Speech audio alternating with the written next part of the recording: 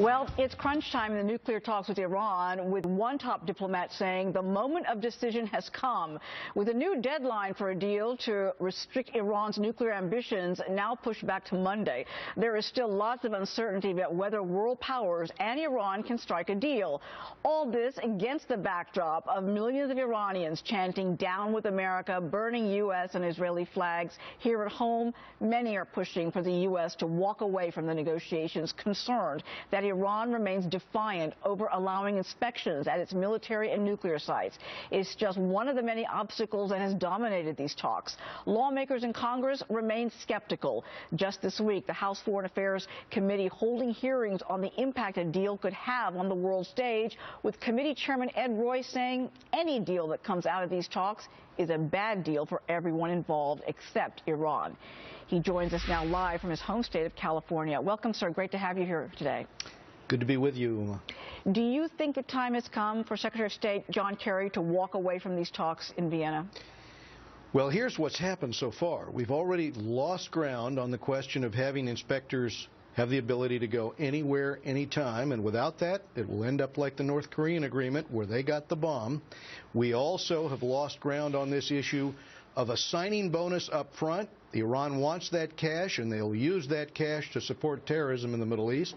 We've also lost ground on the length of the deal. It's no longer 20, 30 years. It's now 10 years. And lastly, and most importantly perhaps, we've lost the ability to get the answers to the 12 questions that we've asked from the IAEA, the international inspectors, about the bomb work that they have proof, 1,000 pages, that Iran has already done, and they won't answer that. So in this kind of environment, we have lost so much ground that now Iran is demanding a new set of demands. They want to be able to bring in the technology and expertise from Moscow so that they can learn how to build ICBMs, ballistic missiles that can reach the United States. This has become ludicrous. So when you say ludicrous, does that mean it's time to walk away?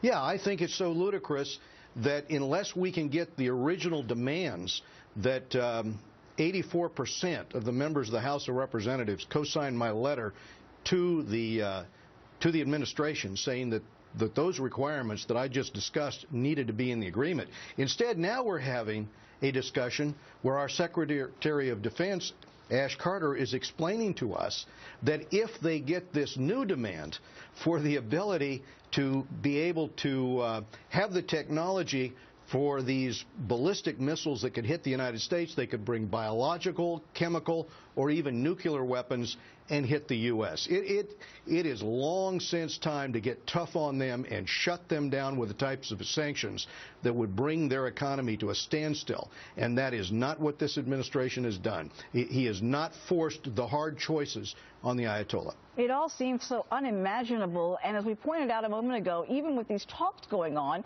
Iran is saying its nuclear ambitions are simply for peaceful purposes, but we've all seen the images coming out of that country where millions are taking to the streets condemning America, burning flags, and saying death to Israel. President Rouhani was reportedly at the site of one of the protests, doing nothing to stop them. How can anyone really trust Iran to honor any spirit of peaceful cooperation?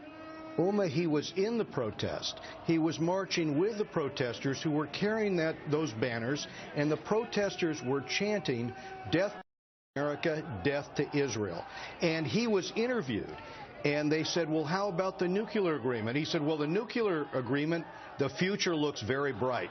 Well, it's certainly very bright for the mullahs. It's certainly very bright for Hezbollah, because Iran has already said they're transferring 100,000 guidance systems for guided missiles to Hezbollah. They've already announced also that the future looks very bright, by the way, for Hamas, because they've said they're going to help Hamas rebuild those 35 tunnels under Israel, and they're going to transfer to Hamas new rockets. So in this kind of an environment, we have got to understand that their interest is in not only having undetectable nuclear breakout capability, but also in having the cash in hand that this agreement would give them so that they can fund their terrorist activities all through the Middle East. And that is a very threatening situation.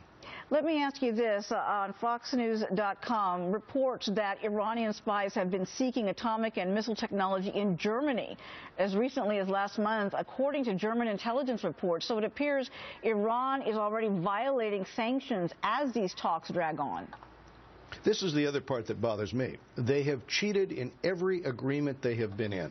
It's as though they looked at the hapless way in 1994 that previously we negotiated with North Korea, and it's the same chief negotiator in this agreement that did that agreement that we debated about in 94 with North Korea. In that agreement in 94, we did not have the right to have inspectors go anywhere, anytime on their military bases. And look how it ended up with North Korea now having these nuclear weapons. I think this is exactly the deal Iran is pushing toward, and I think that the gullibility in the U.S. negotiators in this, in not pushing for a stronger position and for not accepting the legislation that I and Eliot Engel had passed through the House, 400-20, to put additional sanctions on Iran to force them to the table. The fact that the administration got Harry Reid in the last session to hold that bill and not allow it to come up in the Senate, not allow it to pass, that removed the negotiating power that we needed in this agreement. So this is part of the problem that we're in today, and we've got to get tough in these negotiations. Eliot Engel, being the Democrat from New York, showing that there is bipartisan concern about this deal. What, if anything, can Congress really do to stop this deal? How much leverage do you really have, particularly if you pass a resolution, knowing that it could be up against a presidential veto? Well, that is why I circulated the letter stating the 4 conditions that needed to be in the agreement. And when we got the signature of 84% of the members of Congress, the majority of the Democrats and almost all the Republicans, with that we felt some additional leverage, because we were saying these points had better be in the agreement. Now, our Secretary of State has not pushed hard enough. And what we're saying at this point in time in the negotiation, since the Iranians won't keep to the deal, even the interim deal, we thought this was the basis of the interim deal. Let's go back and redouble our efforts and now say, if you don't do this, we will tell countries around the world you've got a choice to make. You want to do business with the United States, or do you want to do business with the Ayatollah? In other words, the types of sanctions that would implode that government if they don't make the hard choice to compromise on their nuclear program. That is the kind of leverage the United States needs to bring to bear. This idea that we're going to offer an olive branch and that this isn't going to be taken as weakness by the Ayatollah, that's a misconception of what the Ayatollah intends in this negotiation. Chairman Royce, it's really good to have you here today. I know we are in the 11th hour of these negotiations, and it is a very serious situation indeed. Let's see what type of leverage you really have in this situation, and keep us posted on the developments. Thank you, Uma. Great to see you. Thank you, sir. All the best.